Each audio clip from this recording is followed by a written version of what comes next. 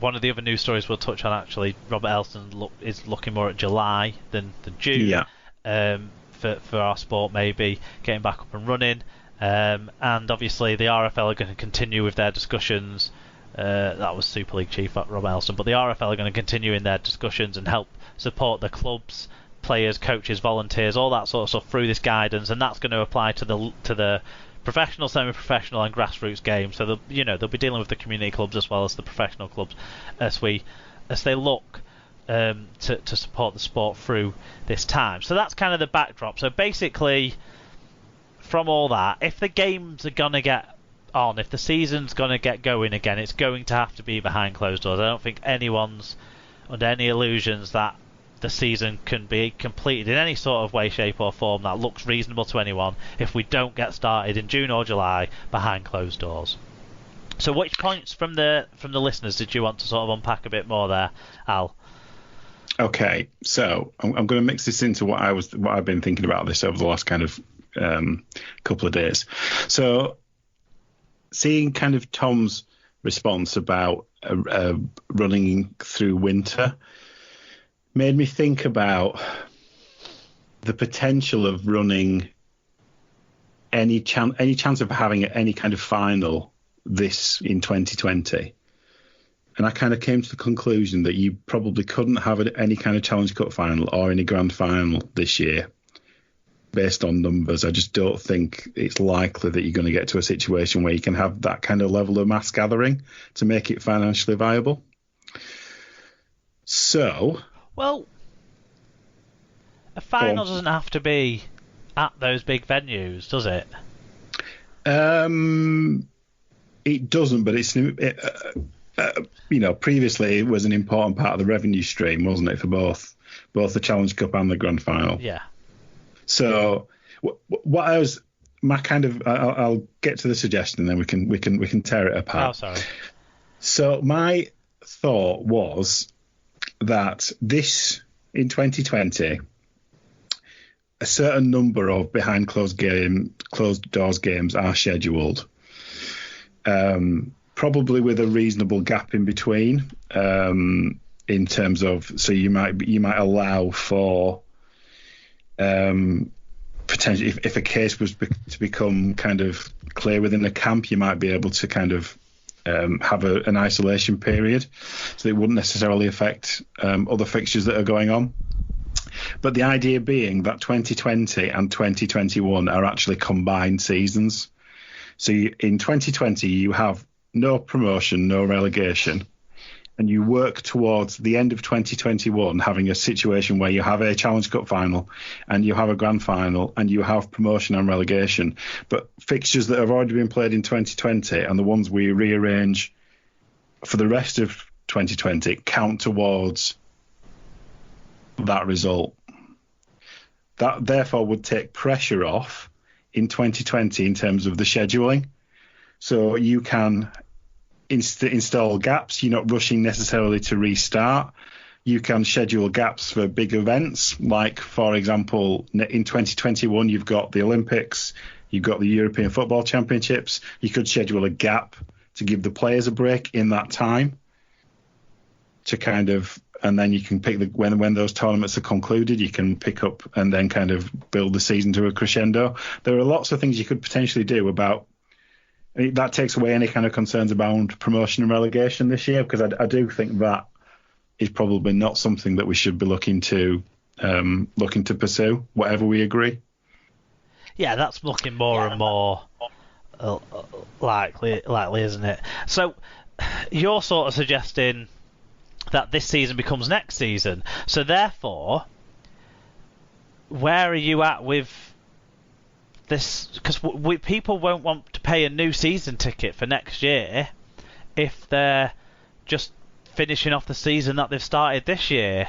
So that's a big carryover of revenue loss for clubs, especially when we're looking at a situation where most supporters seem to be of the opinion.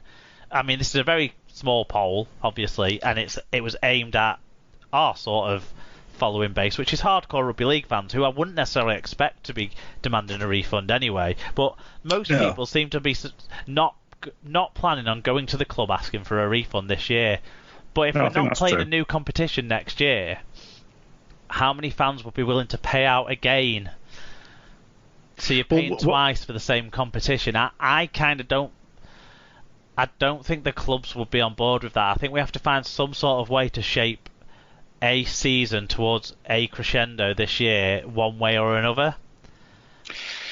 I mean, whatever you shape for the rest of 2020, you're not going to get the value. The income is not going to be anywhere like what it was certainly not in terms of revenues, in terms of ticket sales. Even if you do an online kind of version, you're not going to get the same kind of revenue base that you would get through people through the door. So you're going to be working on lower revenues anyway. I don't necessarily have an issue if you want to say, well, let's just make 2020 a bit of an exhibition kind of year, and we'll do what we can to provide a level of value for our supporters. Yeah. The reason I kind of talk about 2021 is it gives you a roadmap. Sorry, using that word again. Because if there's a question about mass gatherings until the vaccine is available, and the best minds in the world don't know when that's going to be available, you might not be in a position to be able to say you can have mass gatherings until middle of next year. Well, it depends the take up on other things like tracing and testing, doesn't it? Yeah, it does, and it all depends on the infection rate, of course. But I suppose what I'm saying is you need to the approach. If no one's carrying the disease anymore, no one can get infected anymore. It doesn't necessarily need a vaccine to reach that point. I'm not an epidemiologist. No, neither am I. But I can't imagine that a disease can exist without being carried. Yeah, but then you get live longer inside a host, don't they, than when they're not? Yeah, and you're getting into the point about asymptomatic people and asymptomatic people and all that kind of stuff. And we're not well placed to talk about that. It. So what would people tell me that season ticket holder this year? No. So, but you have bought tickets in advance for some events and things like that. Yes. You have a family, you're a part-time student, your circumstances are a set of circumstances that other people might be in as well. My circumstances are probably quite different. I'm quite lucky in some ways in that my employment hasn't been affected by the virus. My financial circumstances haven't really been affected by the virus. I see my season ticket as a sunk cost already now. I wouldn't be going back to my club to ask for anything else. So it's like we're all different people in different circumstances, aren't we?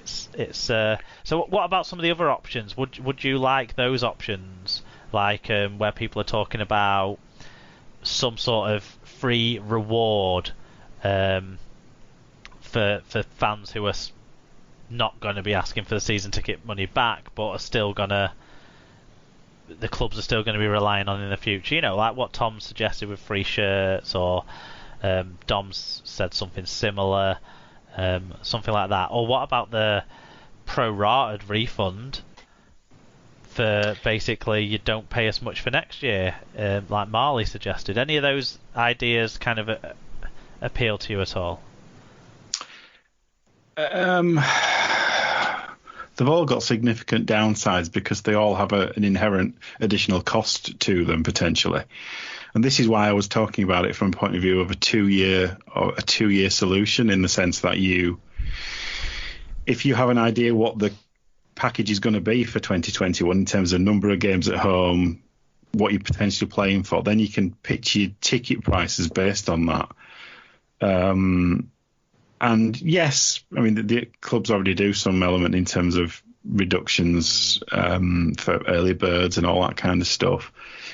They'll have to get a bit more creative with that kind of thing, particularly if they're, the clubs, all the clubs need to do the best job they can to provide value for what the money they've already taken or will be taking. If you're watching the games and you're not having to pay extra to watch the games, I could totally sympathise with the point of view where basically it was Stephen who said, if I'm not going to get the free online access to these matches as a season ticket holder, that would, piss me off. Yeah, no, I completely agree with that. Completely. I think that's a no-brainer. Yeah. And I also think that, I understand those sorts of things. I just think. I mean, it's like the pay-per-view thing. We haven't got much of a evidence base to work on, have we? The only thing I can really think of. Pay-per-view's not going to make anyone money in our sport. No, I mean, I don't see it. I mean, because you've got to remember as well, when these games get back up and running, there's football. Yeah. They'll already be ahead of us. They're going to be starting ahead of us. We're waiting for them to start because we can't afford to roll out the mass testing. It's apparently going to cost them £4 million or something to do all the testing they'll need to do to be playing in June. In the Premier League, they can afford to do that and still play to empty stadiums and probably still afford to be able to refund some people. They might just have to thin down on some of their squads with their £100,000 players per week and stuff like that, but we can't afford to do that. No. So we have to wait till wider, cheaper testing is available to the general population, which is more realistically a situation we'd be faced with in July, not June. Like kind of thinking. So we can't. I don't know. As usual, there are more questions than answers with it. We can't play in winter because everyone's contracts end in November. So yeah, and this is why I was thinking that you by combining the seasons, you have a break in the winter, and then you look to probably have a break, as I say, around the avoiding the big summer events, so you can kind of agree a program. So you hope that by early next year, you're in a situation where numbers are such that mass gatherings may be allowed, or you can certainly hope that they can be allowed, but you have a backup plan to actually say, well, actually, if games are still behind closed doors in February, March, April next year, then you've got a secondary plan. That's a different conversation, isn't it? I think we need to. I mean, that's 9 months away still, isn't it? I suppose. So we don't know where we'll be, but we're only in this country in reality 2 months into this. We should be 3 months into it, but that's another matter. That's another question. Yeah. I mean, there is an argument, in terms of writing the season off. There is an argument for it. I think what Luke said and what Rob said, I've got an element of sympathy with that. But like I say, I'm in a position where I can afford to sit here and say it's a cost that I've written off as a sunk cost, a spent cost, money that I never expected to see again. So I'm not gonna get too upset about it. And if the club want to say your Wigan TV is free, or you've got your replica jersey next year is £10 rather than £50, those sorts of options maybe, then I'd be happy. I would be happy with that and paying my full season ticket rate again next year with the assurance that I'm going to get a full season. Yeah, the question is, at what point are you going to be able to say that you can offer some assurance that there will be a full season next year? Well, I would suspect by the time season tickets normally go on sale, which is October, November time for most clubs, we'd have a better idea than we have in May, I think. But I get your kind of caution around that. It's just to be on. It's just that you almost need to be planning for a worst case scenario and what is the financial model for running a 20 round competition behind closed doors. I have no idea, but that question needs to be asked to see whether actually a season is even conceivable this year. Because if it isn't conceivable behind closed doors, then maybe you need to just can it entirely and deal with the fallout of potential refund requests after that. Yeah, I think possibly. And obviously that's what the loan will be there to help support of any kind of costs from not being able to play games in our normal way. So yeah. All right, okay. we've gone through that. We liked people's views, and we like that most people are ready to support their clubs and not go sort of asking for money